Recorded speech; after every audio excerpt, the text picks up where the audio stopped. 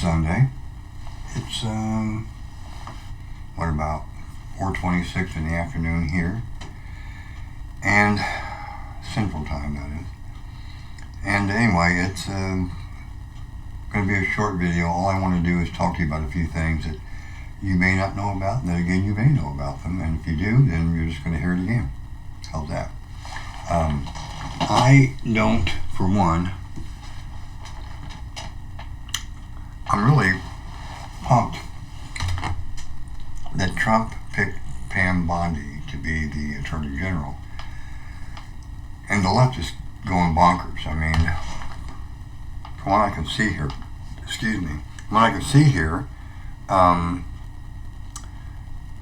they know she's competent. They know she is smart. They know she's a formidable opponent.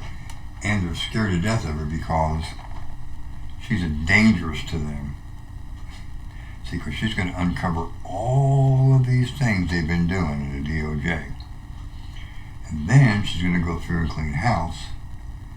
And she's going to replace these people with honest people who don't have a political agenda, that are supposed to be impartial to the best of their ability. Right now we don't have that. We have a DOJ that is armed against their political opponents. Become a weapon used by the left, by Biden administration, Obama, Hillary Clinton, whomever would be in there, and Harris, or Heresy, whatever you want to call her. She doesn't like Jesus, we know that. Anyway, she is going to be very dangerous to them. And I applaud President Trump for doing this. Now, this is my opinion. When he got Matt Gaetz and said he was going to make him the Attorney General, my opinion only, I believe he did it on purpose because he knew that Gaetz would never pass the Senate. And at the same time, he got him to resign from the House, which means he's not going to have as big a headache in the House as he would have had if Gaetz would have stayed in there. We need to think about how he got McCarthy out from being Speaker because he didn't do what he wanted him to do instead of what was best for the country. It was all about him and his little brotherhood of guys over here who are far right, where they want to control everything. I mean, they don't want us to spend any money. Okay, we're not in a position to do that yet, but we're going to get there. We can get there. What you have to remember, and don't forget this, because you start saying, well, why didn't the Republicans do this and that? We don't have 60 members of the Senate in order to pass all the bills that the House will send up there. The House can do it on a simple majority, but in the Senate you have to have 60 votes to pass a bill. They don't have that. Certain things they can do through reconciliation, like the tax cuts, they can extend the tax cuts for another 10 years or whatever, but they can't do everything because they don't have all the votes. What they can do is keep the Dems from doing more stupid things. So if President Trump doesn't get everything done right this minute because he doesn't have the votes in the Senate to do it because he doesn't have 60 votes, just remember that. But in the meantime, we need to be praying that he gets everybody in his cabinet that he wants. He deserves those people. He deserves because he took off and won all 300 and some odd different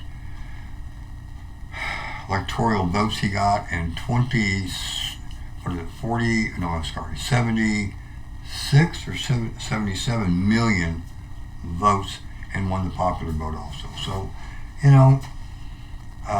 we need to continue to pray for him that these things move along. Now, the next issue that I would like to bring up to you would be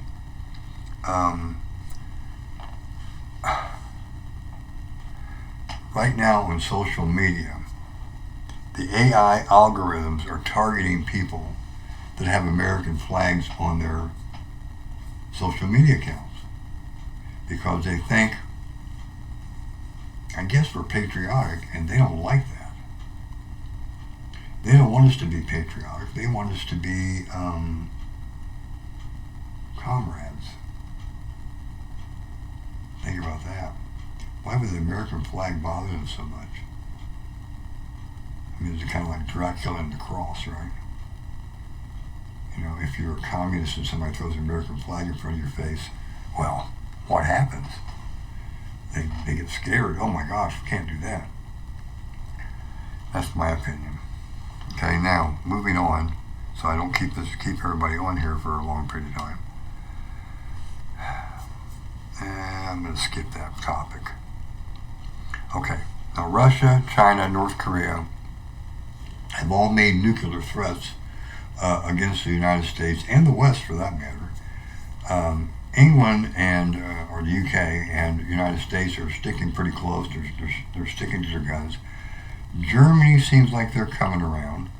Of course, you can't count on the frogs. France, you can't count on them because they're already socialist. I mean, that's just the way it is. That's what they are. But I know Greece and some others are already gearing up because they're preparing for war just in case there is a war. But what we're doing is we're reloading all of our submarines that are capable with nuclear warheads. They haven't carried nuclear warheads for 3 decades, but now they are. Not a time to be afraid, but a time to stay aware of what's going on. Look, if there's a nuclear war, all I can pray is I'm at ground zero. Okay? That's where I want to be, ground zero. I wouldn't know what hit me. But I also am a Christian, and I realize that if I die, I'm going to be with the Lord, and if I don't, He's with me. And it's a win-win situation for me. I'm not concerned. But those of you who are not born again, you should be concerned. Now,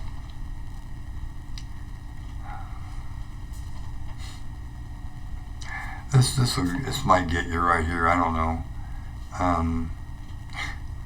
The Biden administration, to show you how completely insane these people are.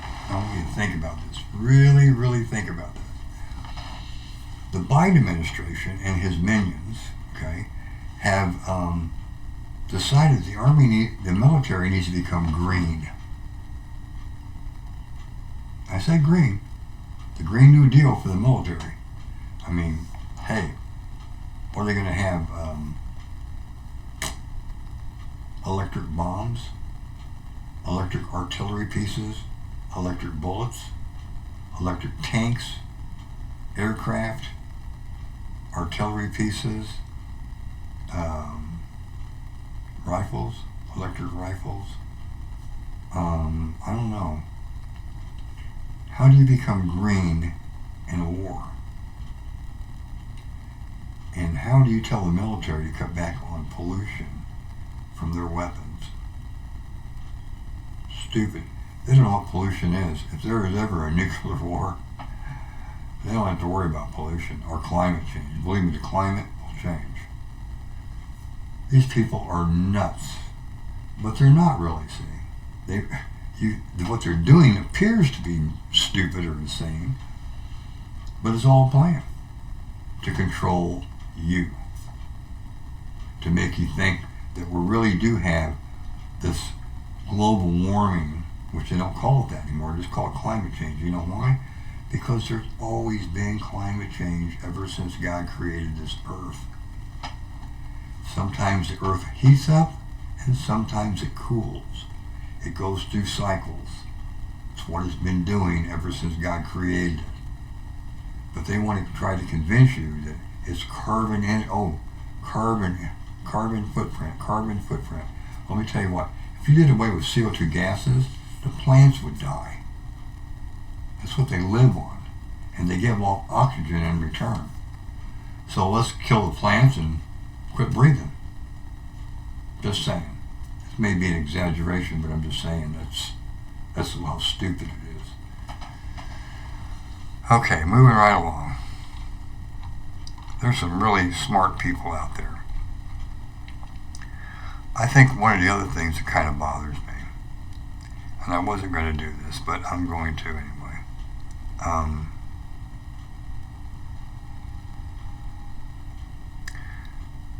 Jim Garrison investigated the John F. K. assassination, and now he's really gone into depth with all this. And what he came up with was that the CIA was behind his assassination. I've always believed that LBJ was involved also. I read a book many years ago because I've always been fascinated with how that went down. I was 14 years old when President Kennedy was killed, and a freshman in high school. I was in homeroom when I think that went down. I came across the speakers in our homeroom in school. It was horrible, but never understood how Lee Harvey Oswald did this on his own, and how Jack Ruby, excuse me, got in there to shoot the guy. Now I know the cops knew him and everything, and he was a mafia figure maybe, which may have been more reason to keep him out of there. But that was Dallas, Texas at the time. It was a Democratic state at the time, a blue state. I think that the truth came out. If you want to find out the real story about the John F. Kennedy assassination, and forget the Warren report and all that stuff that Gerald Ford and all them were on, that was all politically motivated. Go read a book called The Final Solution to the John F. Kennedy Assassination by Hugh C. McDonald. If you read that book, I guarantee you'll have a totally different light, a totally different perspective on what actually took place. And this guy, Hugh C. McDonald, has some very good credentials. From the military intelligence during World War II,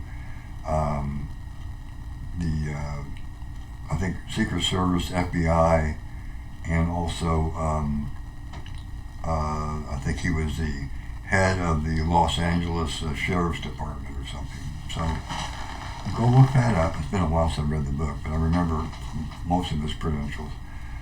Read that book. I'm telling you, after you read it, you'll say, oh, no, that makes sense. Okay. And believe me, it wasn't Lee Harvey Oswald. He didn't do it. He was a patsy for the whole deal. And but read that, because it's good information, and it's now resurfaced again because it's the anniversary of his assassination. So, having said all that, when you think about what's going on in the world right now, we're being threatened by all kinds of people that they're going to use nuclear weapons, and believe me, no one wins if there's a nuclear war. They know that, we know that. You know, Putin is not completely insane. He may be a little insane, but he's not stupid. He's crazy, but not stupid. No one wins. Why would you want to destroy? The only reason to have a war, okay, is to win it. And there's no winners, only losers. Everybody loses. Why would you want to destroy a country like the United States that's worth a lot more to you if you could figure out another way to take it over? Why would you don't want to destroy it? And if you did destroy it, you couldn't come in here for what, 100 years, maybe 200 years? Be totally radioactive. And what would be left to take over? You can go from sea to shining sea, but wouldn't be anything there. No, that's not the way it's all going to end, I don't think. But and if it is, I won't be here to see it. I'll be taken out here before that happens. So For those of you who are not believers, what I just said means absolutely nothing to you. So I challenge you to, first of all, I challenge you to read the book of Daniel after you read the book of John. And then, if you have questions, there's a place at the bottom where you can make comments, and I will answer them, I promise you. So, until next time, I want to tell you that I appreciate all of you who watch me on the different venues that I put my podcast on, or my rants, and sometimes I get pretty good feedback from you from that, and I appreciate all of you doing that. So I'm just going to ask you one time, hit the like button. I mean, you can make comments, that's great, but hit the like button,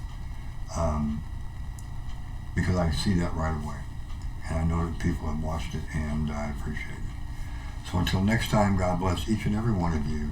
Stay safe.